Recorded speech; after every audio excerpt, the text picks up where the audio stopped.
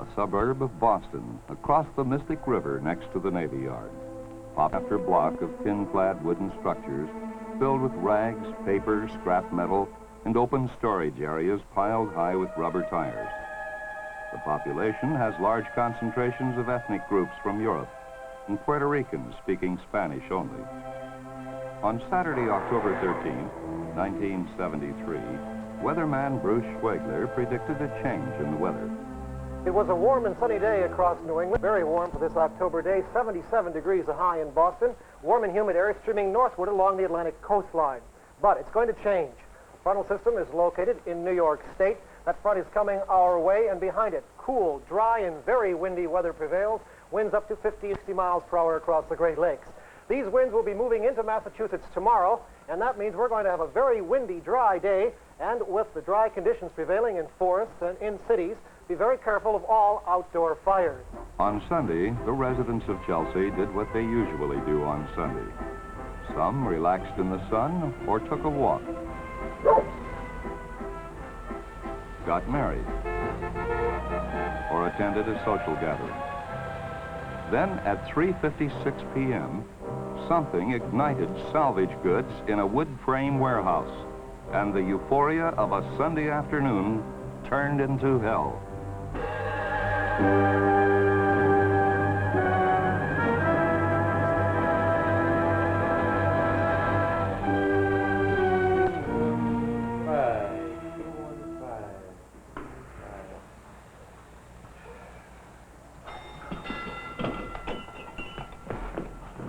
Chelsea, box 215, Arlington and 3rd Street. Chelsea, box 215, Arlington and 3rd Street.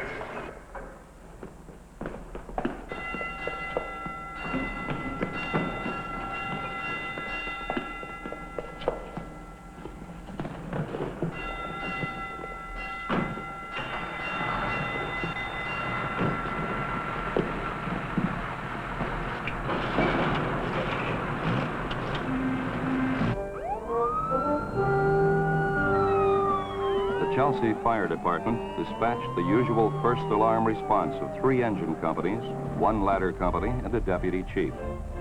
At 3:59 p.m., the fire crossed Summer Street. Deputy Chief Coyne had been out on patrol in the area because of wires felled by high winds and a number of brush fires. He arrived at 4:01 p.m. and ordered a second alarm. Before it was sounded, he ordered a third alarm. 40-mile-per-hour winds fanned the fire. At 4:03 p.m., Chief Herbert Fothergill arrived. Well, I'm answering C1. On orders of C1, strike the 4th alarm. Message received, C1. On orders of the chief, UNA, 4th alarm in box 215. By 4:04 p.m., 5 communities had alerted 10 engine companies to assist Chelsea. Heavy streams, mainly from deck guns fed by large-diameter hose, were used from the start. Additional companies responding to the multiple alarms began to arrive. However, the fire was extending faster than companies could get into operation, spreading through outdoor piles of tires and other combustibles in wood frame buildings. Realizing the situation, Chief Fothergill sent the first declaration of a conflagration by radio in U.S. history. Notify Newton Control immediately. Notify them that Chelsea has a full-fledged conflagration. Full-fledged conflagration. Chelsea to Newton Control. Answering Chelsea. Newton, Chief of the Department reports box 215 is now a conflagration. Chelsea, Chief has struck the 5th alarm and reports it is now a conflagration. District 13, Chelsea is now a conflagration. With the fire completely out of control and spreading rapidly, Chief Fothergill telephoned to fire districts north and south for additional help, while the dispatcher at Newton Fire District 13 Control Center also summoned mutual aid assistance. Sudbury, we present Engine 1 to Chelsea. This is Newton Control. The response to calls for assistance was terrific. The century-old New England tradition of mutual aid immediately rose to the challenge. An army of 700 firefighters from 69 communities responded with 190 units of various types of firefighting apparatus. They converged on Chelsea from all directions: Woburn, Amesbury, Averill, Watertown, Marlborough, and dozens more. Volunteers side by side with regulars. On and on they came, bearing the proud names of New England towns born in colonial days. They rallied in Chelsea and placed themselves under command of Chief Fothergill, according to custom. The Chelsea chief dispatcher marshaled the reinforcements in a parking lot, pending Chief Fothergill's instructions. Yeah, Revere. You take your pump and you're down to Williams School and assist Boston 26. Lay a line to them, help them fight that fire on the roof of Williams School. Some of the apparatus arrived via the Tobin Bridge, which connects Boston and Chelsea, and which had been closed for repairs. The Massport Authority reopened it to let emergency vehicles through on a traffic-free route. The Chelsea Police Department was busy evacuating residents from the fire area. Sergeant Andy Mullen drove through the streets broadcasting in English and Spanish over a loudspeaker, urging the people to evacuate their homes. Es muy importante para todas las personas viviendo aquí en esta calle, dale la casa ahora.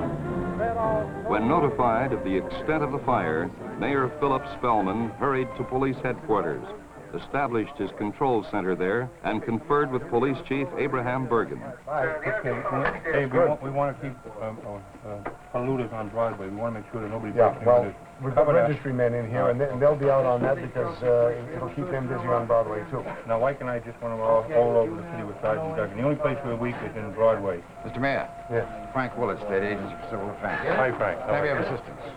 What I need right away is 400 cots, blankets, and 2 mobile kitchens. I got to get them down to the Army right away. They're bringing those people down there from the fire areas. You got no ways of putting them up, Abe, you know, so that's stuff we need right away. The Mayor of Chelsea has requested 400 cots, 800 blankets, 400 pillowcases. He also wants 2 mobile kitchens to set up a refugee center. And he wants them sent to the Armory on Seaver Street, if you get that. Have them report to Harry Patty. He'll be there at the refugee center at the Armory. But that was Mayor White of Boston, and he's going to send us 25 cars and 50 police officers with dogs. And they're men from the tactical police force, so I think we'll be in very good shape with them. Okay, have Sergeant Duggan and Sergeant Groom put them right out in the street, Abe, you know, especially on Broadway and around the City Hall. Yeah. That's our only bad spot. Now, you mentioned earlier about the National Guard. Charlie Diorio is going to take care of the National Guard. He's trying to reach the governor right now. And Charlie will get back to us as soon as he can. We've got to get some more help in here. We can't keep up with what we've got, Abe, you know? That's right. Chief Fothergill tried to walk from point to point, but the area was so large and the fire was developing so fast that he could not exercise control that way. This was remedied by the state police, providing a helicopter and flying the chief above Chelsea to give him an overview. Bring as clients as possible over towards 5th and Arlington. The Massachusetts National Guard provided another helicopter, and Mayor Spellman flew over the stricken area with Police Chief Bergen. From the air, the chief could detect spot fires and direct companies to them by radio. With his aerial survey completed, Mayor Spellman issued orders to block off every major road leading into Chelsea. We can stop the flow of traffic in from Boston if we shut off those 2 bridges, and then we don't have to worry about that end of the state. The state police gave major support to the closing of the access roads. Station WBZ broadcast an appeal. Our regular program is being interrupted at this time here on WBZ for a special announcement. Due to the extremely dangerous fire in progress in Chelsea, the mayor of Chelsea has requested that sightseers stay away from all roads leading into that city. All access roads have been blocked off. Only fire, police, National Guard, and ambulance vehicles will be admitted into Chelsea. I repeat, please stay away from all roads leading into Chelsea.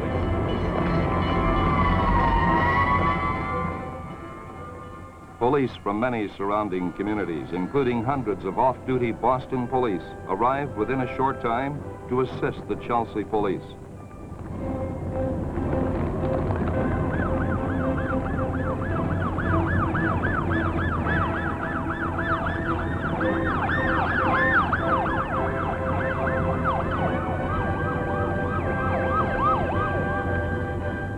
Massachusetts Civil Defense Agency activated its Emergency Operations Center and sent sector coordinators hurrying to Chelsea to assist in the organizing of the relief effort.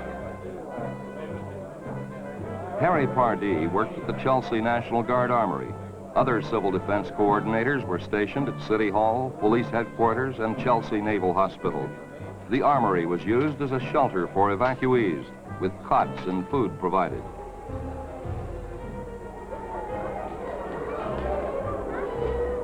"500 troops of the Massachusetts National Guard had just completed a 26-mile hike for charity when the fire broke out. Returning from the march, the troops immediately went on patrol duty in the stricken area to seal it off and prevent looting.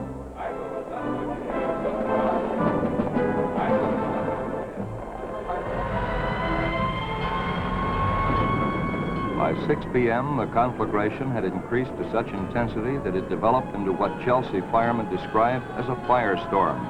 The intense heat of the fire created its own convection column. Winds at ground level blew towards the fire at such speeds that men found it difficult to walk. Items as heavy as shutters and 2x6 boards flew about. Flaming trash was carried by winds to adjacent buildings, which they ignited. Flaming brands were drawn up in a thermal column above the fire, then deposited up to a half-mile downwind.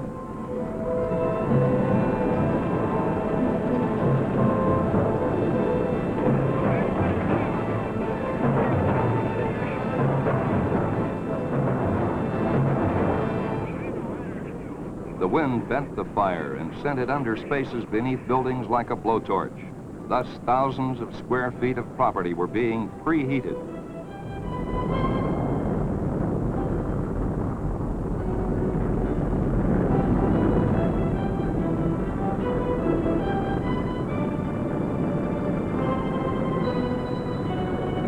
At times, there were walls of fire 100 feet wide and 80 feet high in the air.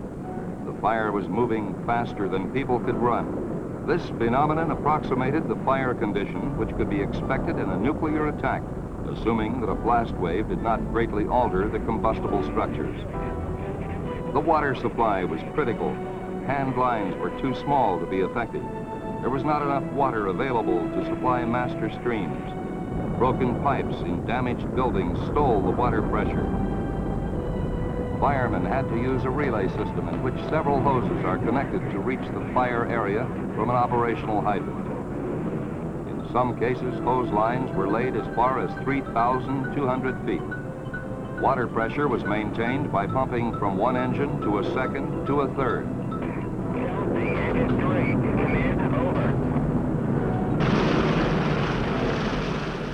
At 7:30 p.m., police achieved control of the spectators. By 8 p.m., 20% of the city of Chelsea had been consumed by fire. Chief Fothergill, facing the most massive urban fire that any American fire chief has encountered in the last 50 years, fought the conflagration like a general fighting a major battle. He used certain fire companies to fight a delaying action, while he established defense positions at strategic locations beyond which he determined not to retreat. To do this, he held his reserves, furnished by mutual aid assistance, and did not commit them to the battle until the proper time.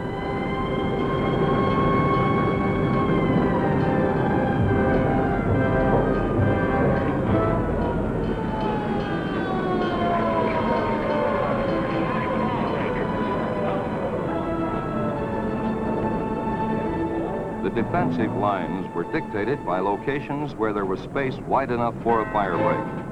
To the north, a defense was established along railroad tracks, with a roadbed wide enough for fire break purposes. In the easterly direction, the firefighters were successful in stopping the advance of the flames at Arlington Street, which is a wide artery with reduced building fire potential and vacant lots. With the wind velocity reaching 100 miles per hour at times, the tactics used consisted of preventive action rather than an attempt to extinguish the fire. The plan was to slow down the fire and wet down unaffected buildings to reduce the preheating caused by heat intensity. This saved the Williams School. the firefighters turned their backs to the inferno and played streams of water on the school. Another tactic was to apply as much water as possible at a high point to knock down sparks or brands which would have been blown up to a residential area on a nearby hill.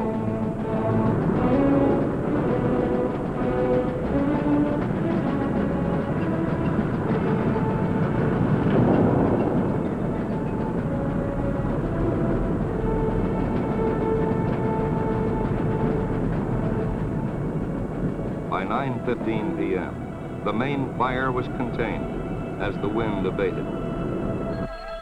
While the firemen fought heroically, Mayor Spellman organized the people of Chelsea behind the scenes to aid the fire victims. The mayor moved his command post from police headquarters to City Hall. And the Knights of Columbus are going to take care of that, all right? Okay. Yeah. All right. Sears Roebuck, shoes are coming from Sears Roebuck. All right, Sears Roebuck, send the shoes right down to Major Halsey down to Salvation Army. A truck of groceries will be going to the armory. Okay. Now, if those are emergency supplies, have them taken care of at the Army. If they're canned goods and that, right down to Major Halsey. An impromptu hotline operation was established in the mayor's outer office in City Hall by the Reverend Larry French of Horace Memorial Baptist Church, who was appointed disaster coordinator by Mayor Spellman. Send them downtown to any of the stores, we'll pick up the bill, okay? We have an agreement. Everything has to go to the Salvation Army. Bring nothing here if they won't take it to the Horace Memorial Baptist Church.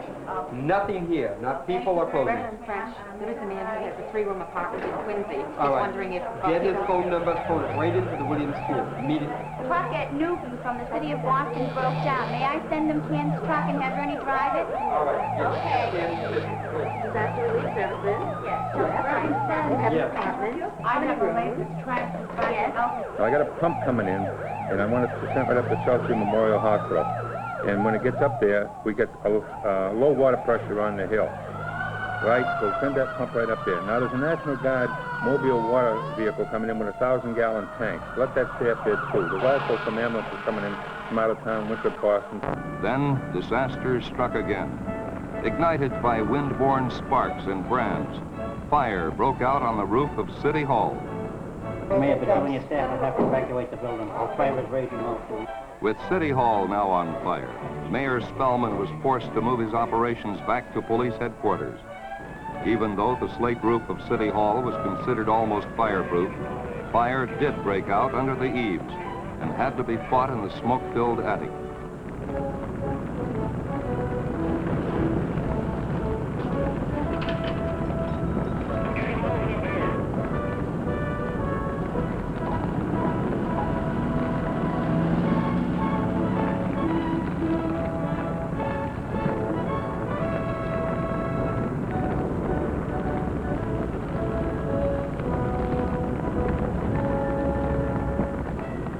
One of the heroes of this episode was Deputy Fire Chief Edward Roach of Chelsea, who was overcome by smoke and had to be rushed to a hospital.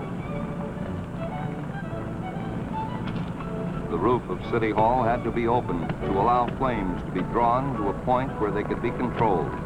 Brockton Fire Chief Edward Burrell led the attack on the fire on the roof. Deputy Chief Capistran took over command of the operations at City Hall.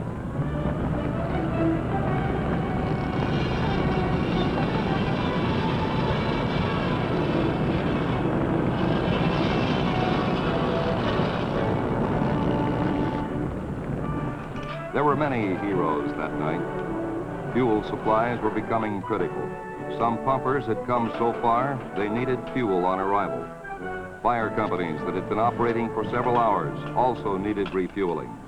Fuel had to be transferred from tank trucks and storage tanks to 5-gallon cans and transported by truck to apparatus at the fire. With flaming brands and sparks flying through the air, the job of refueling was extremely hazardous. Charlie Gabarino, the mechanic of the Chelsea Fire Department, was one of those who performed this job with courage and dedication. On through the night, the brave Army of New England firemen fought the conflagration. Additional companies were still needed to relieve exhausted crews and broken down apparatus.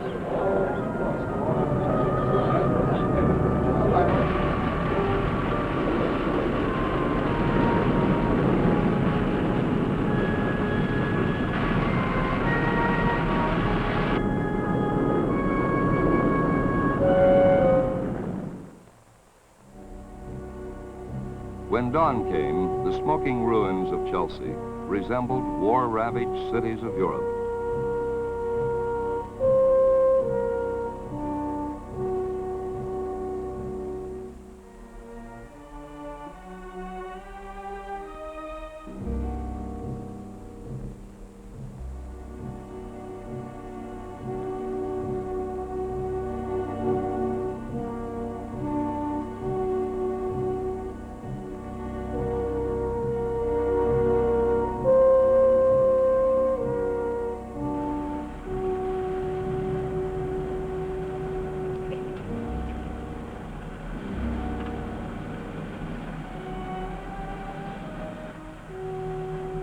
Firemen were needed to extinguish smoldering areas for 4 days.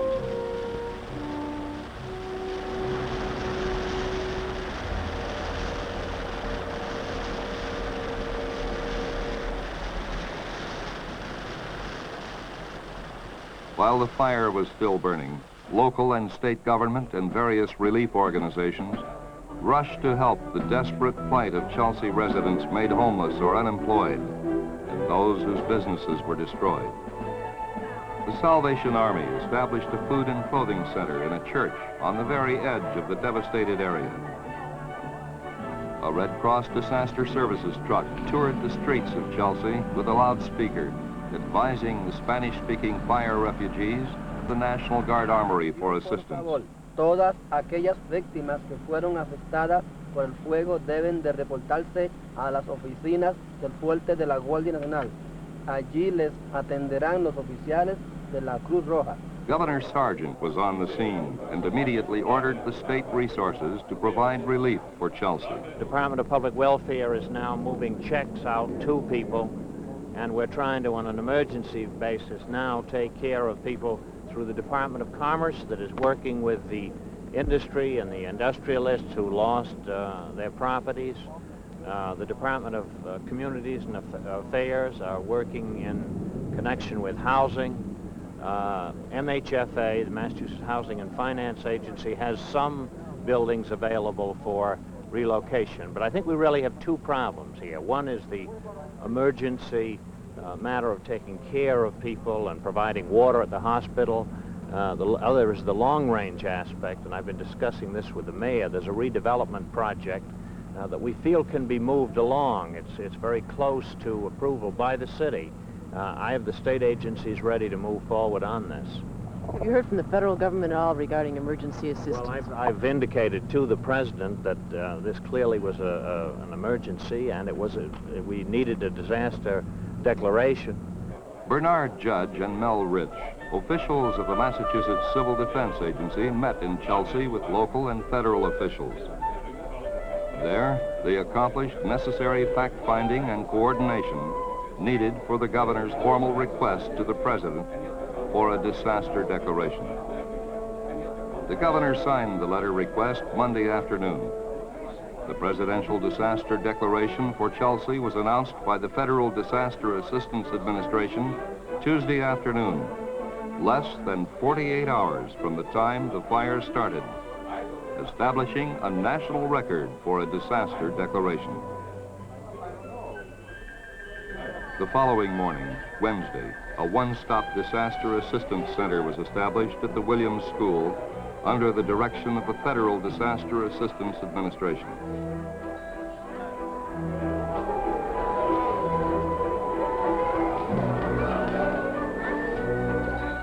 Tornarsi ai suoi sposi sarà bien, non si preoccupare.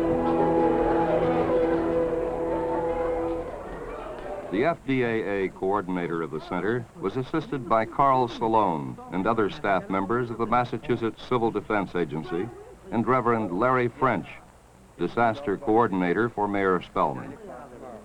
Thus, all three levels of government were united in the effort to provide immediate relief to the distressed people. In addition to making 1,000 people homeless, the fire put 600 out of work, but not for long. The Chelsea Chamber of Commerce contacted a number of industries, and the response was wonderful. Industry reacted with numerous job offerings. The State Division of Employment Security set up a job bank of opportunities in the area. I see you've applied for a position here as a machine operator. Yes, sir. All right, Mr. Roser, I see by your application that you can handle a forklift, is that correct? Yes, sir, I can. How long have you driven a forklift? The all-out signal was sounded on Thursday, 4 days after the first alarm. The last fireman left the devastated area. 18 city blocks had been consumed. Chelsea had survived a terrifying conflagration without a single fatality. Grateful for this miracle, the dazed city struggled to capture some semblance of normality again. It was a time for retrospection. They knew the cause. Salvage yards, a concentration of closely built wood frame tenement sections, an inadequate water supply. Couple the ingredients for an inferno with certain conducive weather conditions, a spark for ignition, and a conflagration is inevitable. Realizing that it could happen again, as it could happen in a number of other cities, Chelsea vowed to push ahead on an urban renewal project, an industrial park which will eliminate the potential for a massive fire. The people knew what caused the conflagration. They also knew what saved them. The hundreds of firemen provided by mutual aid assistance, a form of civil preparedness, a tradition of the New England firefighter.